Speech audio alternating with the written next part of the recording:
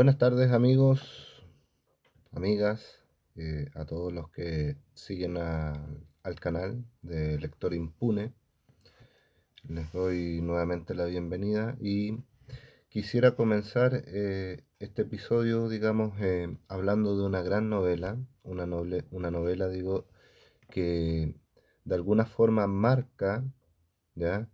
La literatura del siglo XX, marca un camino, marca un derrotero bien fijo en ese sentido respecto de un tipo de literatura que habla las cosas tal cual como son, crudas y directas, ¿ya?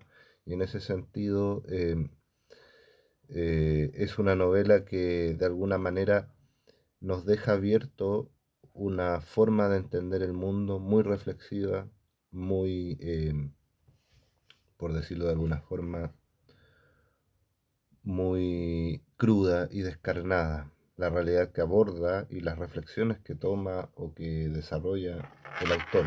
Estamos hablando de Viaje al fin de la noche, de Louis Ferdinand Céline, ¿ya? Autor francés, nacido en 1894 y fallecido en 1961, conocido también por otra gran novela que pronto quiero leer, quiero descubrir, digamos, en ese sentido, más la narrativa de Céline. Este es el primer libro que leo de él y me pareció realmente fascinante. Tomé notas, algunos apuntes, quiero comentar bien algunas citas, en fin.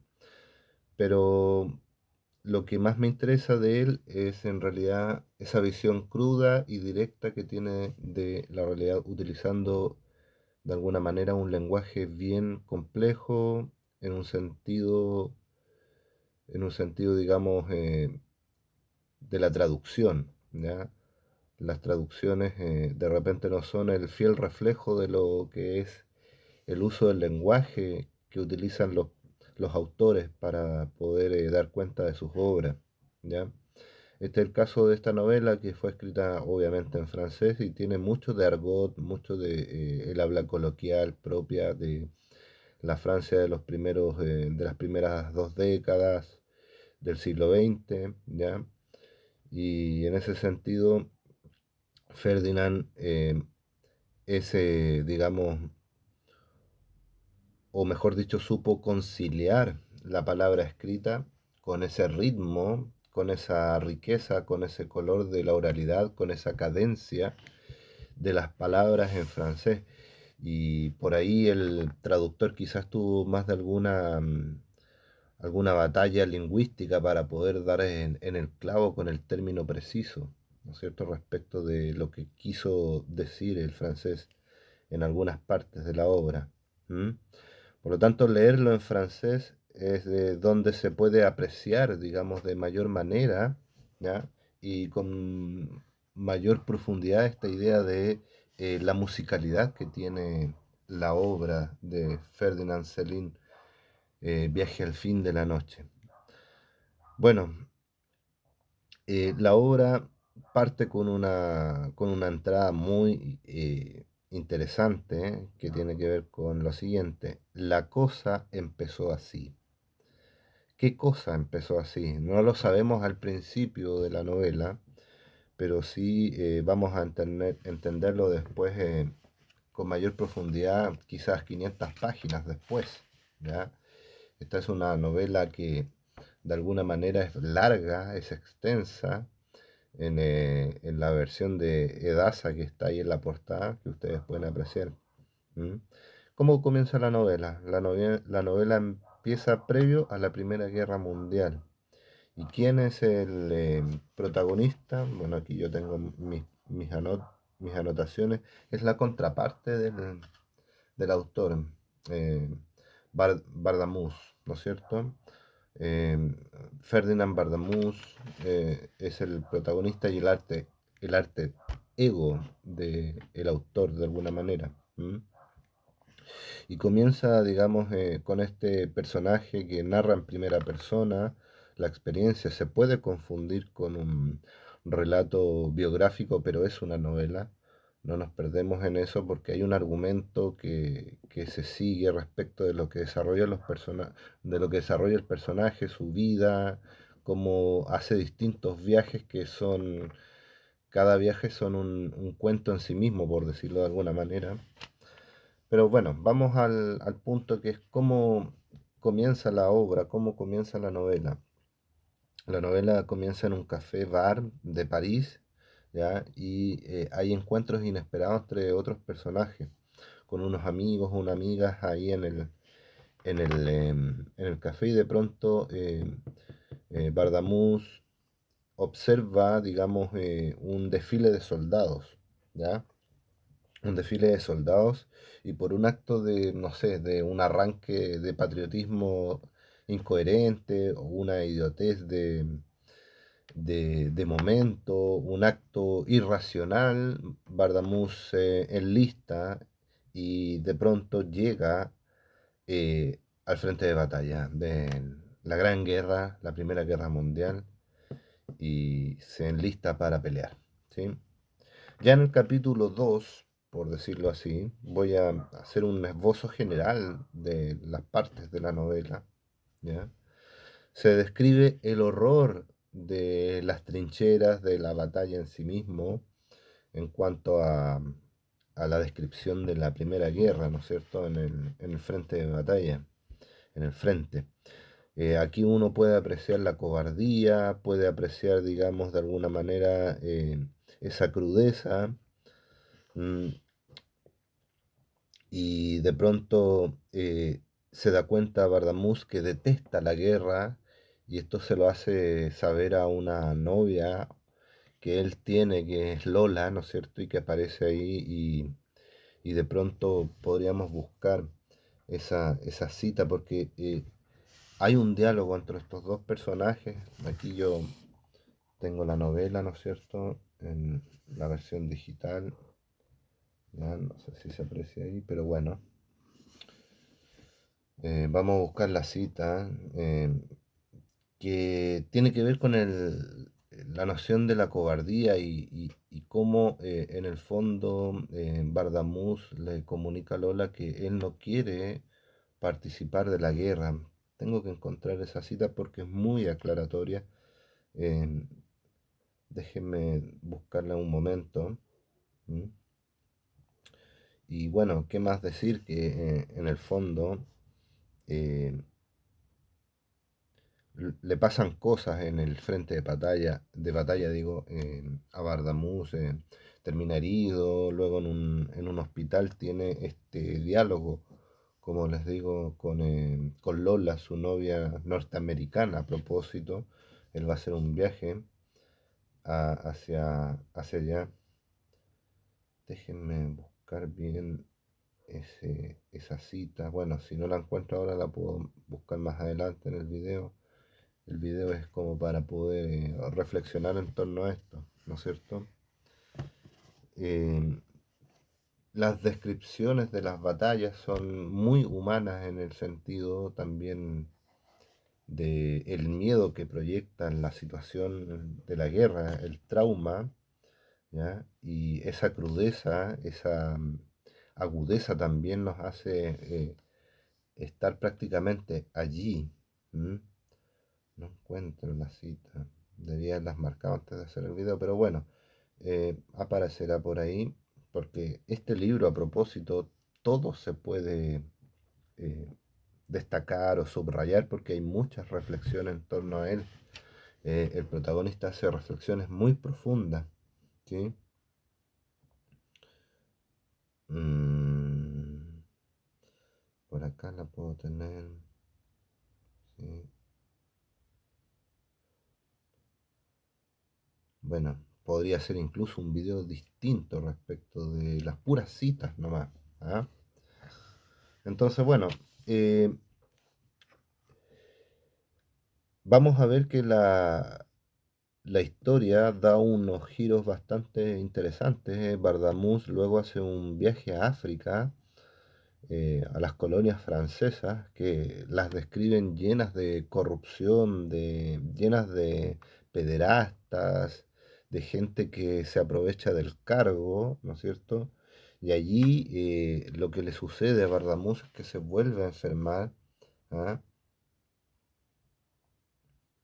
Eh, y le da una suerte de fiebre y escapa de África en algún momento, logra tener una oportunidad para salir de allí, ¿no es cierto? Y se va a una colonia española y después llega a Estados Unidos, porque Luis Ferdinand Celín, hace viajar a Bardamuz, ¿no es cierto?, a Estados Unidos para establecer, digamos, una crítica al sistema capitalista en general, al sistema capitalista, al sistema fordiano, a esa soledad, digamos, casi existencial que vive en Estados Unidos, a comparación de la soledad física que vivía en África, ¿no es cierto? Bardamuz describe que en Estados Unidos vive una soledad existencial potente, compleja, ¿m? Y que en ese sentido es de alguna manera, quizás, no sé, el hombre del siglo XX, el hombre del siglo XX vive en esa soledad, a mí me da la impresión. Y luego de este tránsito, digamos, vuelve a París después de tener cierto altercado con un amante, con una prostituta que él va a conocer en Estados Unidos, ¿ya? Y acá también se muestra la doble idea de ese París de los años 20, los locos años 20. ¿M? Pero son los locos años 20 en relación a lo que dejó Estados Unidos, porque Estados Unidos interviene en la Primera Guerra Mundial y genera de alguna manera eh, esta impronta en Francia de la cultura norteamericana y del modelo, ¿no es cierto?, en ese sentido. ¿M? Entonces aquí se muestra en esta etapa cuando ya vuelve a París y se recibe de médico y comienza a trabajar como un médico, digamos, que visita a los enfermos, ¿ya? Se ve ese doble París, ese París de los ricos y ese París de los pobres, y los dos tipos de seres humanos. Y la enfermedad, dice Bardamuz, no es necesariamente física, sino que tiene que ver con una enfermedad de la moral, una enfermedad de la psique humana, ¿ya? Y que no importa si eres rico o eres pobre, los dos espectros de la sociedad en cuanto a seres humanos se van a comportar de alguna manera igual, con las mismas flaquezas y debilidades morales y las mismas virtudes. ¿M? Eh, por lo tanto, lo que hace Céline es ser una suerte de cronista de la decadencia moral del hombre occidental del siglo XX. Es en el fondo esta novela una novela del pensamiento reflexivo, crítico, y en ella se ven temas tan importantes como el amor, vuelvo a decir, la valentía, la muerte. Son los valores que de alguna manera la novela transmite ciertos valores, y estos valores de alguna forma son los valores que lo oscurece esta noche. Y la noche puede interpretarse, ¿no es cierto?, como esa pérdida de estos valores a raíz de los grandes conflictos, la Primera Guerra Mundial y después la decadencia moral que viene a continuación de aquello para desembocar en la Segunda Guerra Mundial, en los totalitarismos, ¿ya? Etcétera, etcétera, digo. Bueno, quería encontrar la cita, amigos, de esa que yo les hablaba, esta cita de esta conversación que tiene respecto de la valentía. Lola dice, bueno, algo así como, bueno, entonces tú no eres un cobarde, tomo lomo. Lo que me interesa a mí, Lola le decía, pueden estar en 95 millones de seres humanos de acuerdo con la guerra, pero yo no estoy de acuerdo con la guerra y eso me hace pensar de que lo único que quiero yo es estar vivo, Lola. Y bueno, esa cita es fundamental también. ¿Ah? Y bueno, aquí hay que tomar ciertos conceptos e ideas que uno ha ido tomando. Yo fui subrayando, destacando el libro en sus distintas partes.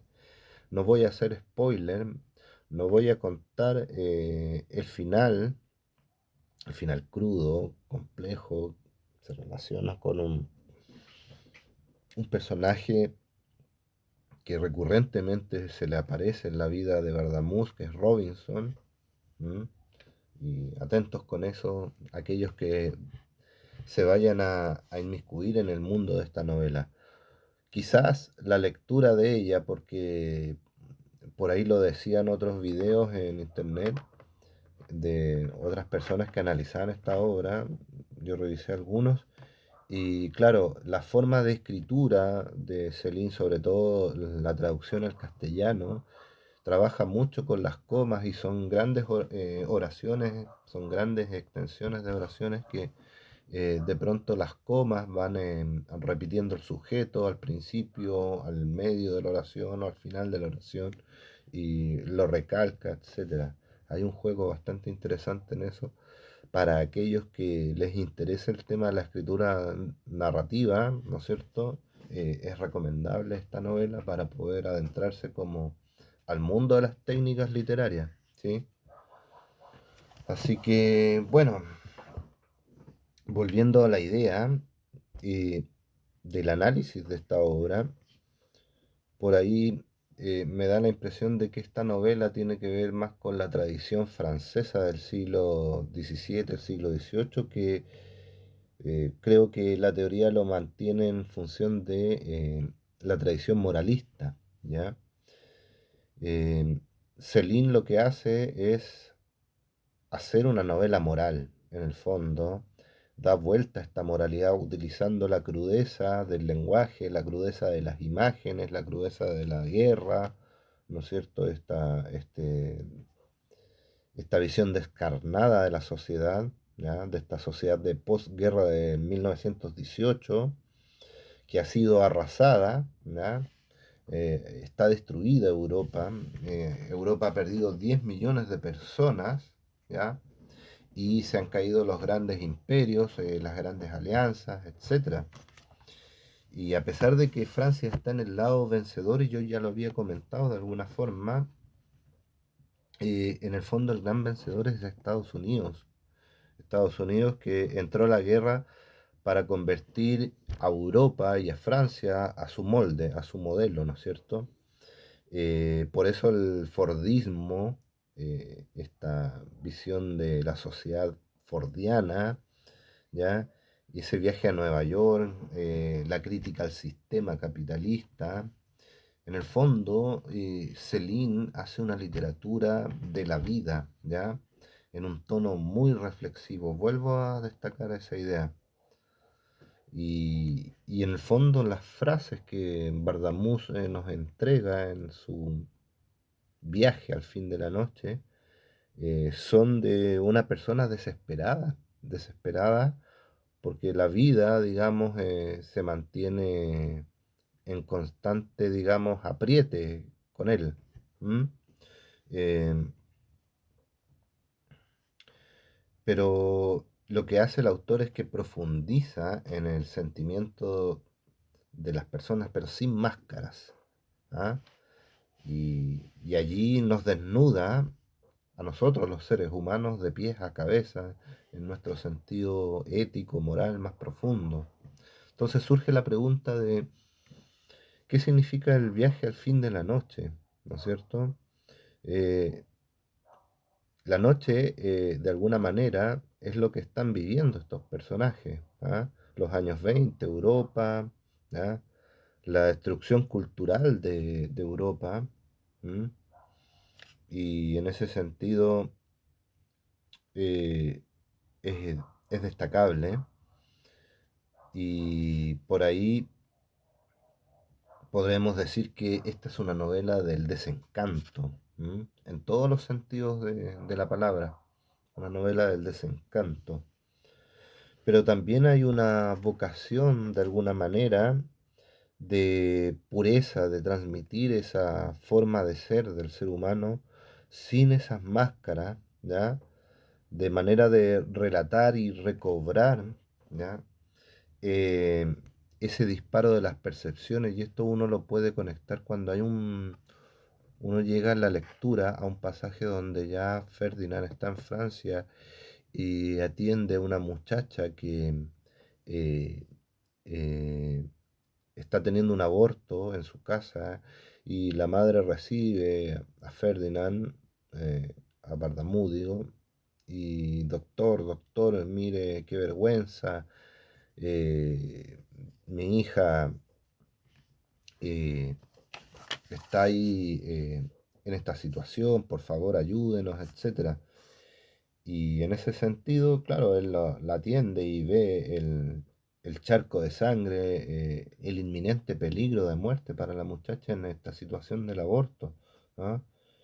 Y es potente porque le dice, bueno, usted decida, tiene que llevarla al hospital o si no se muere, y si no, le pongo el tapón en la vagina. Y habla así en esos términos, muy, muy crudo. ¿Sí? Em, entonces, por ahí, esta novela, quiero encontrar esta cita, además de la otra. Yo debía haber anotado las citas aparte, pero bueno, me nació, apenas terminé, son poco algunas cosas que hacer, me nació hacer este video y, y poder, digamos, transmitir esto, ¿sí? Entonces, y veamos algunos otros puntos. Yo decía que la novela es sensorial. Claro, porque de pronto este pasaje que yo les decía del aborto, esta imagen de la sangre chorreando, hace viajar en un viaje neurótico a Bardamús a la, a la crudeza de la guerra, ¿sí? Así que por ahí hay una manera de entender que esta obra también tiene estos aspectos sensoriales evocativos. Em,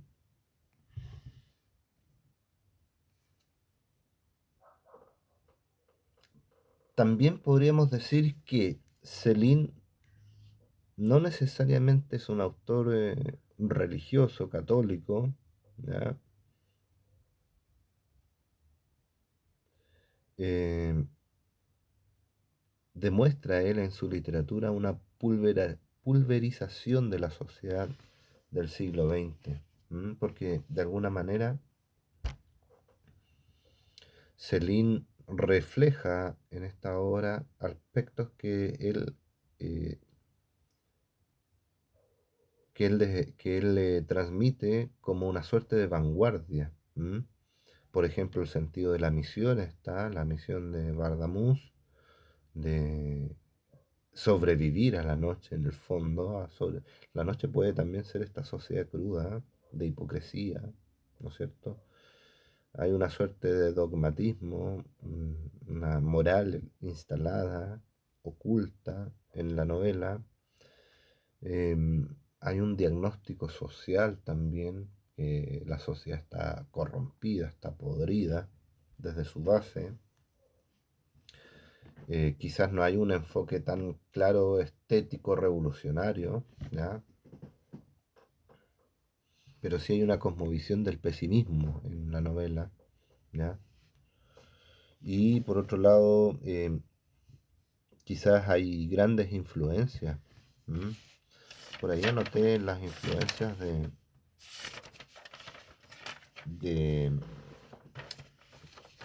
que generó Céline en otros autores, en otros pensadores. Por ejemplo, por nombrar algunos, Samuel Beckett, ¿m? Williams Burroughs. Por ahí tengo un libro de Williams Burroughs.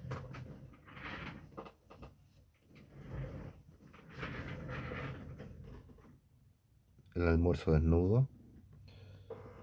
Eh, bueno, hay tantos libros. Yo les mostraré aquí esta habitación. Tengo mucho que hacer en ese sentido muchas lecturas, pero no alcanza el tiempo. Soy solo un aficionado de esto y quiero fomentar en ese sentido la lectura. Henry Miller también, Charles Bukowski, los poetas Beats, ¿ya? Jack Kerouac, Günter Grass y Jean Genet, por ejemplo. Son algunos de estos autores influenciados por Céline y esta literatura del pesimismo, ¿no es cierto? Y en la actualidad existen, por decirlo de alguna manera, algunos herederos o autores que dialogan, franceses, que dialogan con él en ese sentido, en esta mirada ácida y descarnada de la sociedad. En el caso de Michel Houellebecq, aquí, Aniquilación, aquí tengo otro libro para futuros videos con ustedes amigos y analizarlo y comentarlo.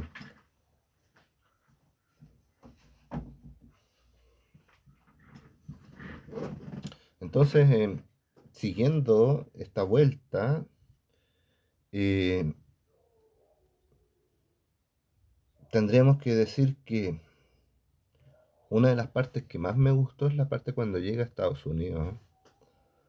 Porque de pronto en Estados Unidos él se da cuenta de lo que es este sistema capitalista en el cual vivimos, este sistema quizás exacerbado de capitalismo en el que vivimos hoy, pero ese capitalismo de los años 20 con sus crisis que va a venir posteriormente y todo el tema de los totalitarismos es interesante, ¿sí? A ver, dice, miren, voy a leer algo respecto de eso, de alguna manera, quizás sea más aclaratorio, que encontré algo como que hablaba de ese tema del capitalismo. Dice, se trataba por lo demás de un cambio de costumbres, tenía que aprender una vez más a reconocer nuevos rostros en un medio nuevo, otras formas de hablar y mentir. La pereza es casi tan fuerte como la vida, la trivialidad de la nueva farsa que has de interpretar te agobia y en resumidas cuentas necesitas aún más cobardía que valor para volver a empezar. Eso es el exilio, el extranjero, esa inexorable observación de la existencia tal como es de verdad durante esas largas horas lúcidas, excepcionales, en la trama del tiempo humano, en que las costumbres del país precedente te abandonan sin que las otras, las nuevas, te hayan embrutecido aún lo suficiente. Ánimo, Ferdinand, me repetí a mí mismo para alentarme, a fuerza de verte echado a la calle en todas partes, seguro que acabarás descubriendo lo que da tanto miedo a todos esos cabrones, y que de encontrarse al fin de la noche, por eso no van ellos hasta el fin de la noche. Eso era Ford, y ahí obviamente uno puede recordar lo que hablaban con Lola, haciendo los dólares para que pueda mantenerse, pero nunca más volver a su lado. Viaja a Detroit y encuentra trabajo en Ford, qué sé yo. Y ahí, bueno, esa soledad, esa idea de adaptarse a las nuevas costumbres, ¿no es cierto? A la nueva vida en Estados Unidos. Y cuando ya llega a trabajar a Estados Unidos a la fábrica de Ford, él le dice, miren, yo tengo ciertos estudios en medicina, puedo hacer tales cosas, tengo tales habilidades intelectuales, y el tipo le responde lo siguiente. Dice, no te van a servir de nada aquí los estudios chicos. No has venido aquí para pensar, sino para hacer los gestos que te ordenen ejecutar. En nuestra fábrica no necesitamos a imaginativos. Lo que necesitamos son chimpancés. Y otro consejo, no vuelvas a hablarnos de tu inteligencia, ya pensaremos por ti, amigo, ya lo sabes. ¿Sí? Bueno, ahí ya tenemos una pequeña muestra igual de cómo se describe esta sociedad norteamericana por parte de Celine y Bardamus, obviamente. ¿Sí? Quizás pueda encontrar esa cita que les hablaba, esa conversación con Lola, pero bueno, da lo mismo ahora. Siguiendo con este análisis, yo otros apuntes que tomé, ¿no es cierto? Otras ideas que me interesaron, ¿ya? Obviamente, vuelvo a repetir esto que me dejó marcando bastante, es ver al mundo como un mundo corrompido y ya podrido, ¿ya? Por eso Celine, de alguna manera, nos da a conocer a través de la voz de Bardamus esta gran reflexión moral que él transmite. ¿M? Esta mirada ácida, esta actitud celinesca, cínica en el buen sentido de la palabra, ¿sí? Viendo la hipocresía, ¿ya? De la sociedad. En el fondo, lo que hace Celine es tomar una moral propia, ¿ya? Que puede parecer una moral antisistema o antisistémica, pero que en contraste de la moral de la sociedad en su conjunto, es una moral mucho más, ¿cómo es la palabra? Una moral mucho más convincente para sí mismo, más verosímil para lo que cada persona piensa lo que es correcto en la vida, ¿sí? Entonces, en el fondo, esta es una novela del viaje, pero del viaje personal. Bardamus hace un viaje personal para darse cuenta de que él puede imponerse a sí mismo una propia moral y no necesariamente seguir la moral de todos, ¿sí? Por eso Bardamus eh, siente esta necesidad de poder reflexionar las cosas que le pasan, ¿sí? Y en ese sentido, Bardamus se pregunta, bueno, o nosotros lectores podríamos preguntarnos, ¿qué es el vivir? ¿Ya? Y en el fondo esta literatura es una literatura más auténtica, porque para mí toca más una fibra, ¿ya? Que tiene que ver con esta idea de mostrar al personaje en un descenso para después llevarlo a un resurgir, digamos, ético, moral, ¿ya? Pero aún así, la voz del protagonista es una voz que da cuenta del drama personal, es una voz que nos da a conocer múltiples reflexiones en ese sentido, ¿ya? Eh, y da a conocer, obviamente, la destrucción del siglo XX. Y nosotros somos herederos de esa destrucción de alguna forma. ¿M? A ver qué otras citas. Hay otras citas que son tremendas aquí. Déjenme buscar una.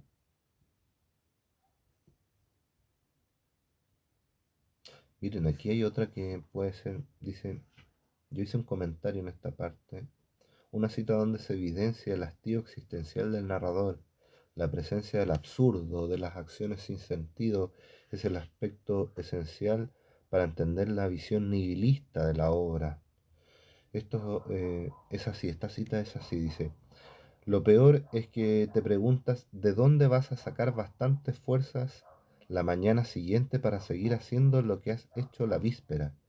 Y desde hace ya tanto tiempo, ¿de dónde vas a sacar fuerzas para ese trajinar absurdo, para esos mil proyectos que nunca salen bien, esos intentos por salir de la necesidad agobiante, intentos siempre abortados y todo ello para acabar convenciéndote una vez más de que el destino es invencible, de que hay que volver a caer al pie de la muralla todas las noches, con la angustia del día siguiente, cada vez más precario, cada vez más sórdido.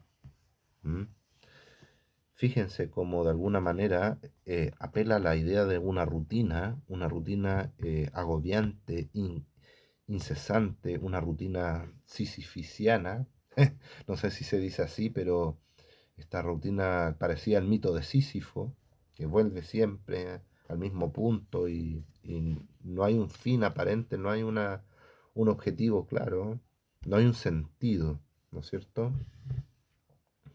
Imagínense que esta novela fue publicada en 1932, ¿ya?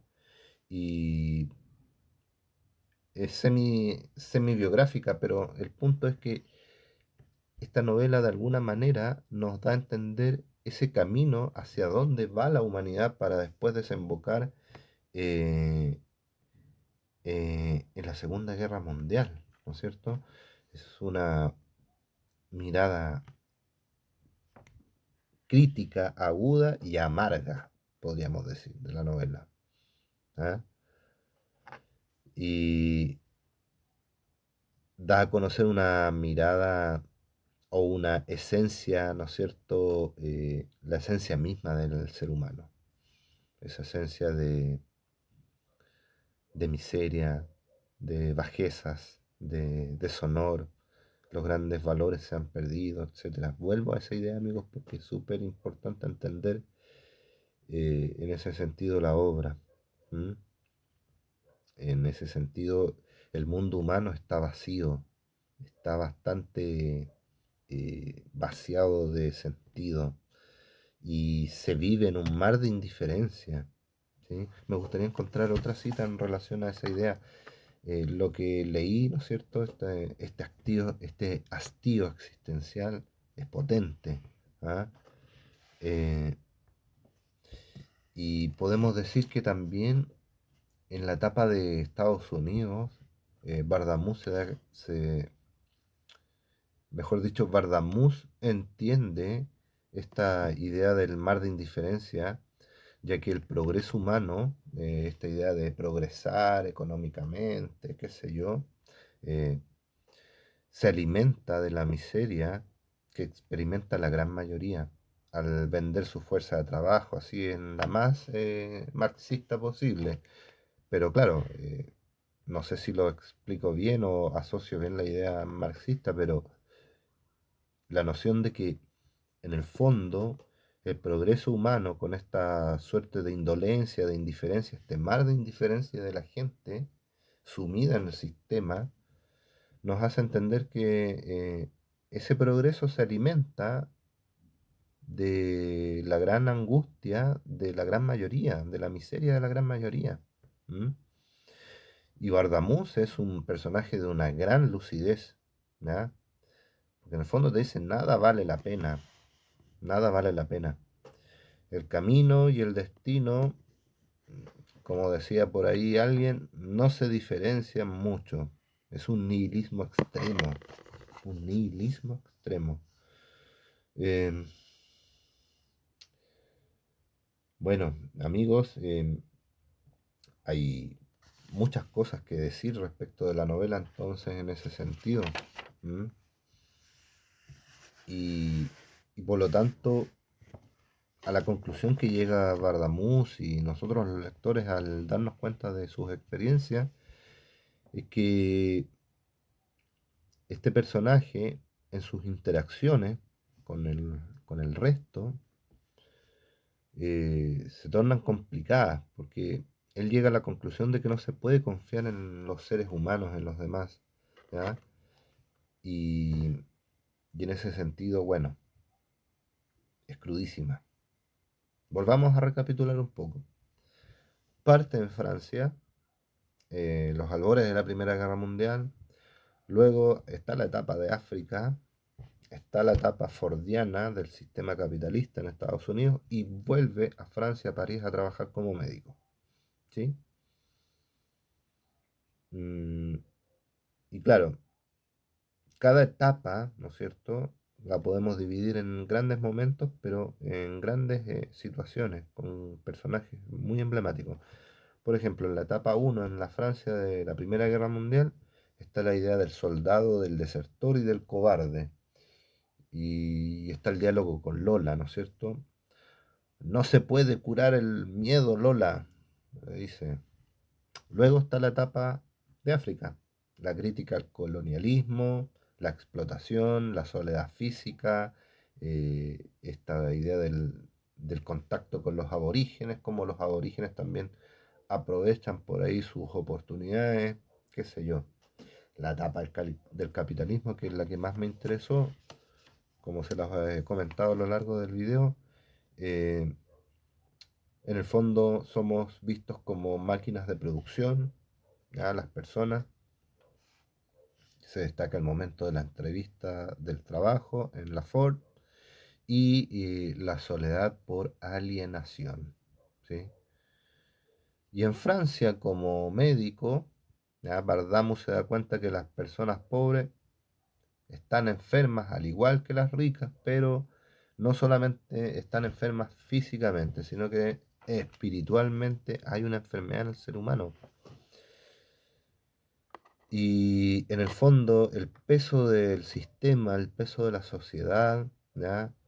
Va conformando a esta obra como una novela del pesimismo, una novela de la vida, pero de esa vida que no sube en el sentido moral o espiritual, sino que esa vida que baja en el sentido moral, espiritual.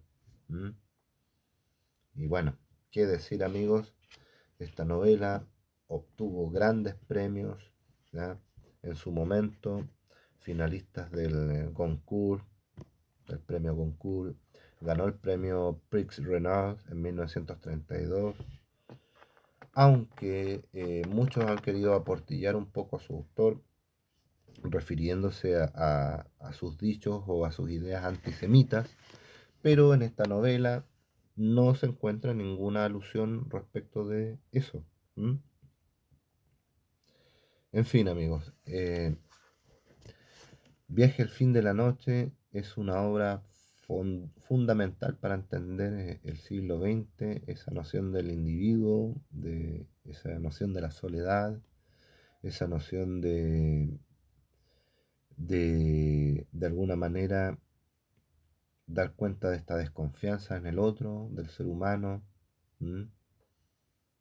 Y nada, es una obra maravillosa, importante.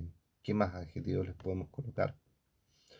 Solo invitarlos, amigos, amigas, a su lectura, a su reflexión con esta obra y dejarles hecha esa invitación. Nosotros, por nuestra parte, como lector impune, sigo leyendo, seguiré subiendo algunos videos reflexivos en torno a grandes obras como este y algunos cortitos que son cosas que me llaman a mí la atención, también los subo al canal. Eso, amigos, que estén muy bien. Nos vemos en la otra y gracias por suscribirse, denle like si le gusta, suscríbase y comparta. Nada más que decir, se cuidan mucho. Adiós. Chao, chao.